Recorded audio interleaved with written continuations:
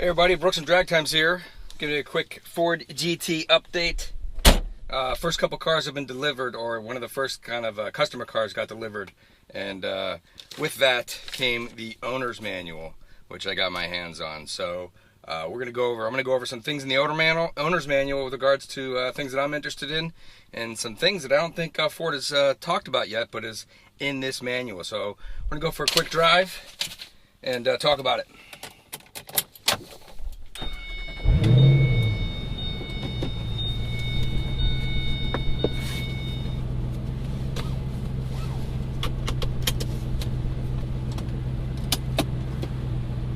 I am in my 2005 Ford GT. Got like 6,600 miles on this thing. It is awesome. It is hard to get in reverse, as most cars are. With this, you need like two hands. I got my microphone hung up a little bit here. Let me fix that. That should be better.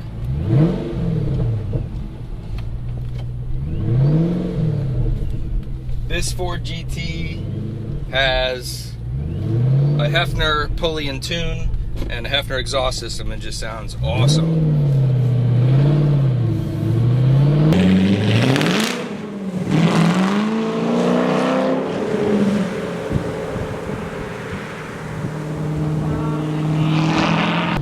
So as I was saying, yeah, the first kind of customer Ford GT got delivered a few days ago, somewhere up north, I'm not sure.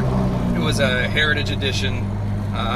It just looked incredible. They brought it to a local car meet, and just was like amazing to see it on the roads in the hands of I think it was the GT guys. Mr. Brooks up there got the first car that I've seen kind of out and about.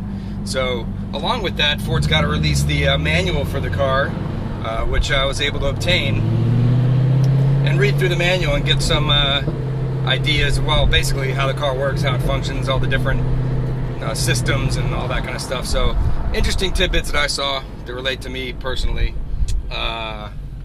was launch control, first of all. So the car does have a launch control system, operates very similarly to other cars. There's a whole matrix of when you can use launch mode and which traction control settings and transmission setting and so forth. But basically launch control, I'll put the instructions up here that just show you what's in the manual, and basically engage launch control, put it on the screen, come to a complete stop, hold down on the brake and hold down the throttle, it'll rev up to a certain RPM, and then go. So hopefully we see some performance tests on the Ford GT soon with launch control. I'm curious to see how well Ford did that, and if it compete with McLaren's rear-wheel drive mid-engine setup. And the 650S, I was able to run 0 to 60 in 2.7, 2.8 seconds with some good traction. And that car, being turbo, was only launching at like 3,000 RPM. So other notes, probably a little more interesting actually than launch control, is that in the manual it refers in a few different cases to a competition model in the new Ford GT, which I might have heard a couple rumors here and there about, but nothing's been kind of come out from Ford or in the media about this. So in the manual, if you read through the manual, it mentions this a couple times with regards to the key. The competition model comes with a different key fob, which has less buttons on it. So it looks like in order to open the rear hatch on the regular model, you just press a button on the key fob and that opens up the rear hatch.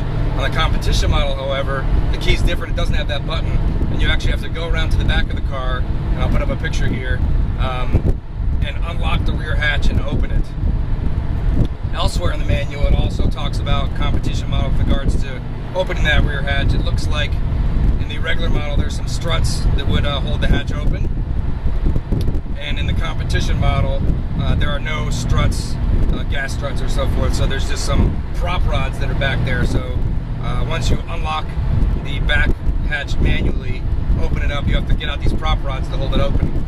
So that clearly indicates that Ford is going to have this competition model available, and obviously they're looking to save weight here, right? So no gas struts back there, maybe some different materials with regards to the rear hatch. Not really sure. I imagine there's probably no radio in that car. Maybe, I don't think the car has much insulation as it is right now, but maybe a little less insulation, and you know, maybe they could drop 80 pounds or something like that, like they do with some of the other cars that go competition, Viper ACR, McLaren 675 LT, and so forth. So that's interesting. I think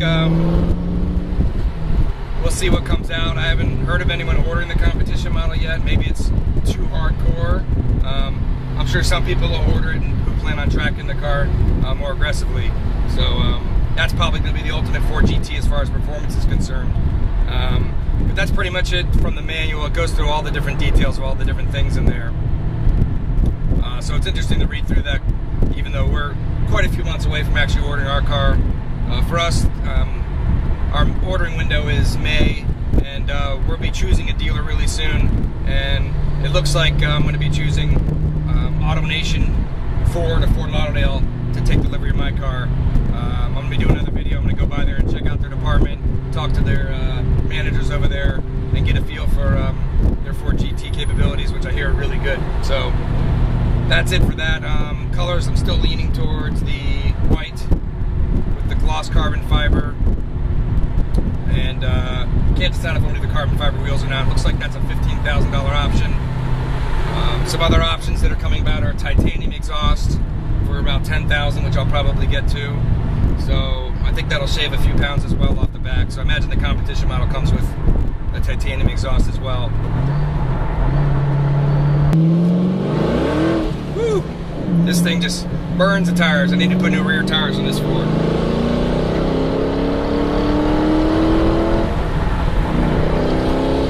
This car just builds speed so fast.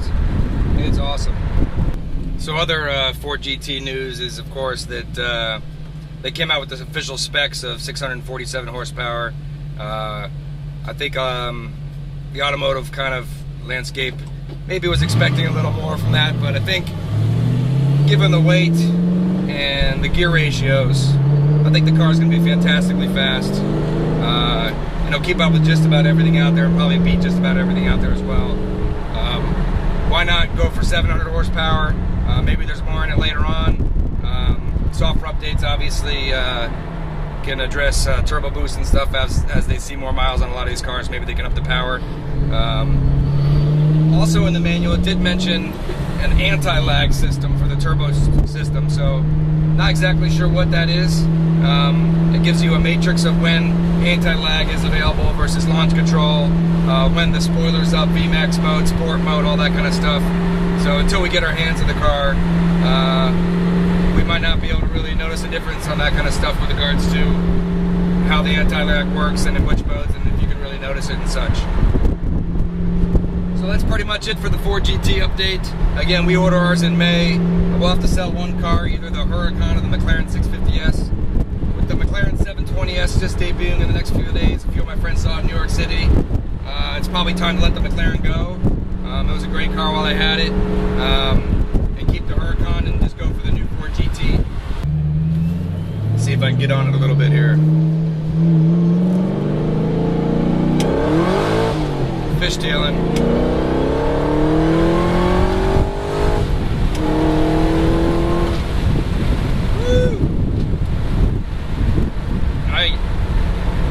Too much fun.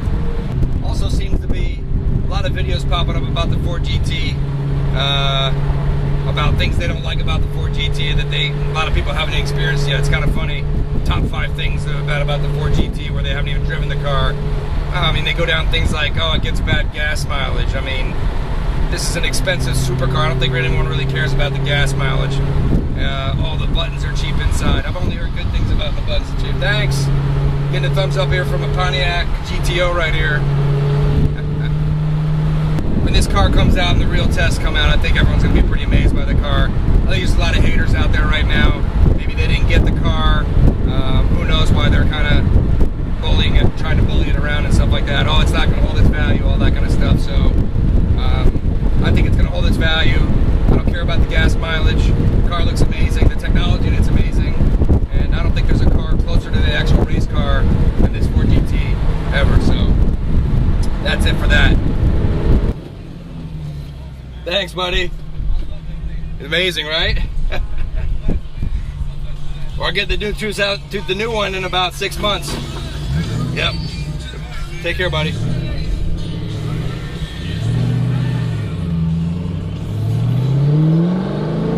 Alright, so that's it for the Ford GT update. In summer, we got launch control in the manual, which details out. That's great to have. And then references to this competition model. So I'm sure we'll hear more now that it's in the owner's manual. And I'll put some links in the description so you can actually check out the owner's manual online, as well as some videos that came out of the Ford GT forums of that car from the GT guys being delivered and driven around town a little bit. That Heritage car, one of the first ones out, in an actual customer's hands and on the streets. So there you go. Thanks for watching. Subscribe below, and we'll keep the Ford GT updates coming with some upcoming videos with regards to picking the dealer, completing the spec, giving the down payment, and moving forward to the purchase. Thanks a lot.